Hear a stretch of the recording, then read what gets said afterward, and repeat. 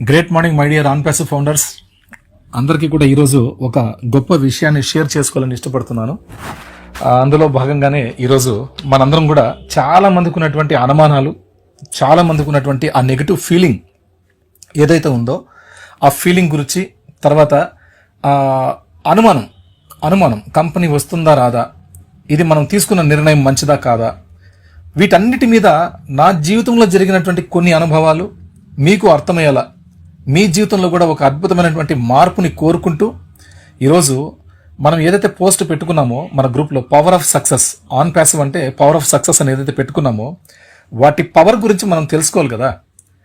అలానే కాబట్టి అందుకోసం మీ అందరి కోసం నా ఈ చిన్ని ప్రయత్నం. ఓకే, మనం ముందుగా టాపిక్లో మాట్లాడుకోవడానికి వెళ్ళాలంటే ఫస్ట్ ఆఫ్ ఆల్ నా అనుభవాన్ని కూడా నేను కొద్దిగా షేర్ చేసుకోవడానికి ఇష్టపడుతున్నాను.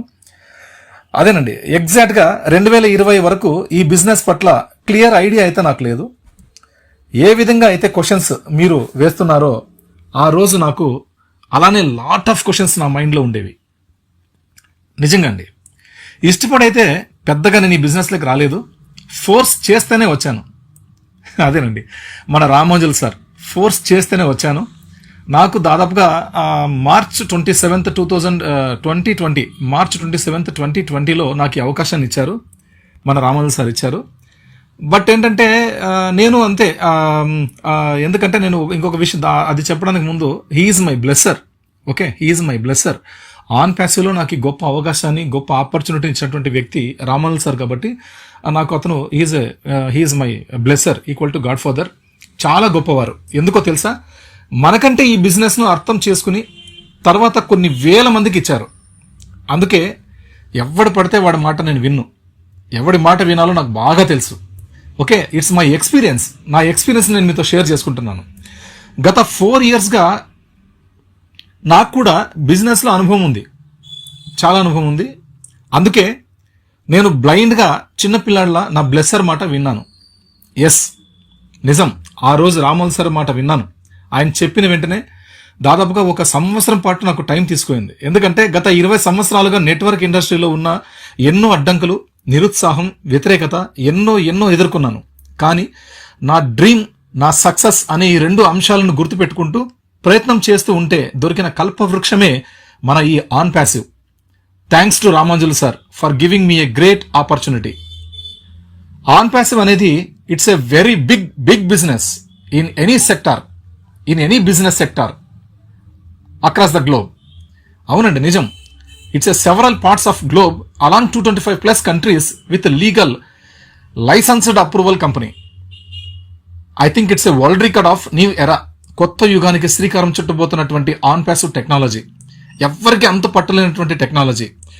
గూగుల్, మైక్రోసాఫ్ట్, టెస్లా, అమెజాన్, ఎంతెంత పెద్ద దిగ్గజాల కంపెనీలు కూడా సైతం అర్థం కాలేనటువంటి వినూత్నమైన పద్ధతి ద్వారా తీసుకొస్తున్నటువంటి అద్భుతమైనటువంటి టెక్నాలజీ మన on passive. Okay, which is ready to change billions of people. ఇది నిజం, మనం ఖచ్చితంగా నమ్మి తీరాల్సిందే. ఎందుకంటే కొన్ని కోట్ల జీవితాలు, ప్రపంచంలో ఉన్నటువంటి 800 కోట్ల మంది ప్రజల్ని కూడా గెలిపించాలనే ఒక మంచి సంకల్పంతో, దృఢ సంకల్పంతో ముందుకు తీసుకొస్తున్నటువంటి కంపెనీయే మన ఈ ఆన్ ప్యాసివ్ గొప్ప అవకాశం.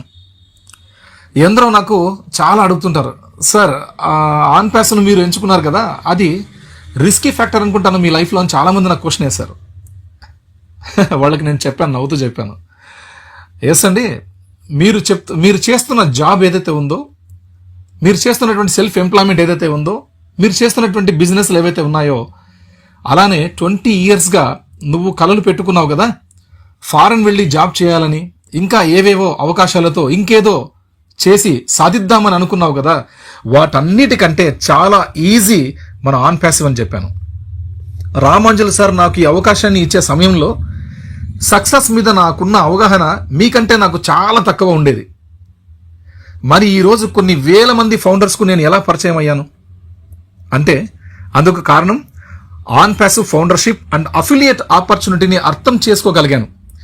ఇదంతా ఎందుకు చెప్తున్నానంటే, ఎవరైతే కంపెనీ యొక్క బిజినెస్ స్ట్రక్చర్ను అర్థం చేసుకోక డాలర్స్ ఎప్పుడు వస్తాయి సార్, ఇన్కమ్ ఎప్పుడు వస్తుంది సార్, మనకు డబ్బులు ఎప్పుడు ఇస్తారు అని చెప్పేసి దాని మీద దృష్టి పెట్టే వారందరికీ కూడా అర్థం అవ్వాలని ఇంత చెప్పాల్సి వచ్చింది.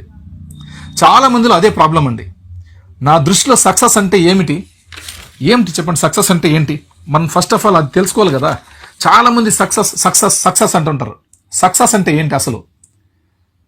అసలు real meaning, definition of success అంటే ఏంటి?